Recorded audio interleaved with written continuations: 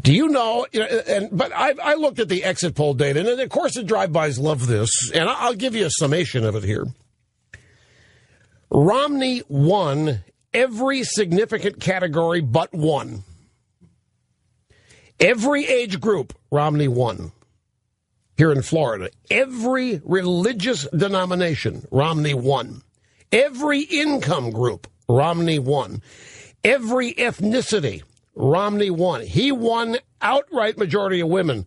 The only sector that Gingrich won was very conservative voters. This is exit poll data now. Hang in there with me.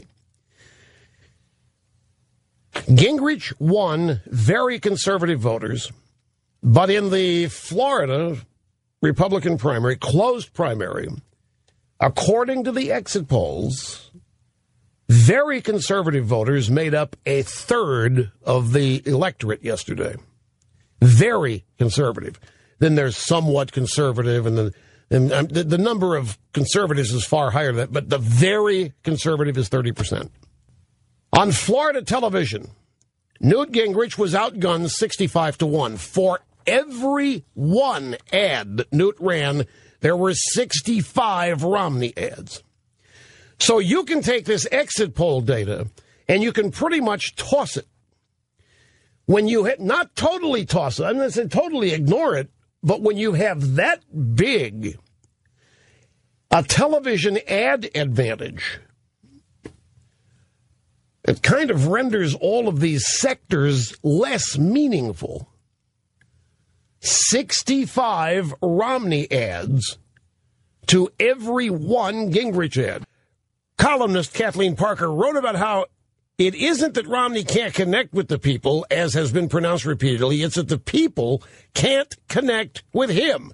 This also explains why the far less perfect Newt can attract support against all reason. How do you fix that, Mitt? I'm in this race because I care about Americans. I'm not concerned about the very poor. We have a safety net there. If it needs repair, I'll fix it.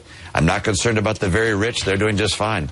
I'm concerned about the very heart of America, the 95% of Americans who right now are struggling, and I'll continue to take that message across the nation. Okay, I like firing people. I'm not concerned about the very poor. Both of them, if they're standalones and taken out of context, are big problems, and they indicate a problem. Taken in context, which isn't going to happen with the drive-by media, taken in context, it's understandable. But I even have a problem with this in context. I'm not worried about the poor. We got a safety. The safety net is one of the biggest cultural problems we've got. We had better be worried about it, just like we had better get angry over Obamacare. Obamacare is worth getting mad about.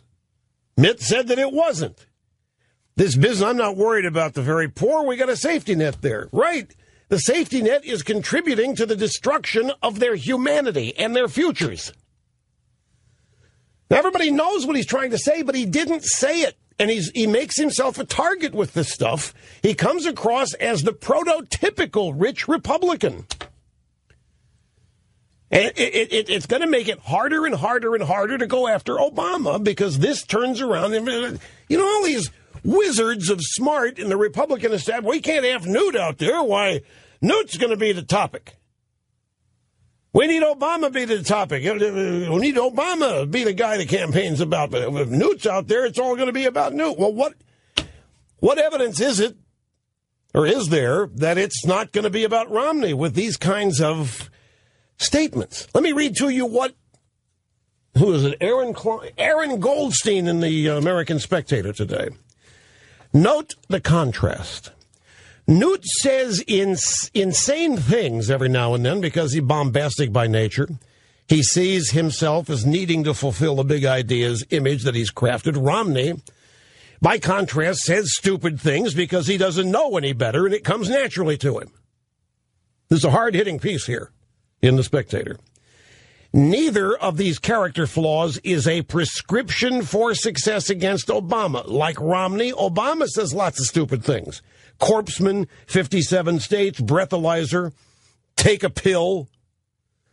indicative of the fact that he's just not as smart and well-educated as he's reputed to be. But Obama has the media covering every one of his screw-ups, while Romney will have the media magnifying every one of his. And then he goes on, let me see, he goes on to say that he's really afraid that Romney's ill-equipped to deal with what's coming. Romney, too. You know, Romney complained about Newt's onslaught. But he was in a position to outspend Newt 65-1. Don't forget that number. So the Newt onslaught against Romney in the ad war arena wasn't even a pinprick in the greater scheme of things. But Obama will be able to match Romney dollar for dollar. And then you get to the electability question. Well, where is the evidence of that? As somebody pointed out last week, he's won 9 out of 25 elections. Now maybe 10 out of 26 elections. And yet he's got the electability category all sewn up.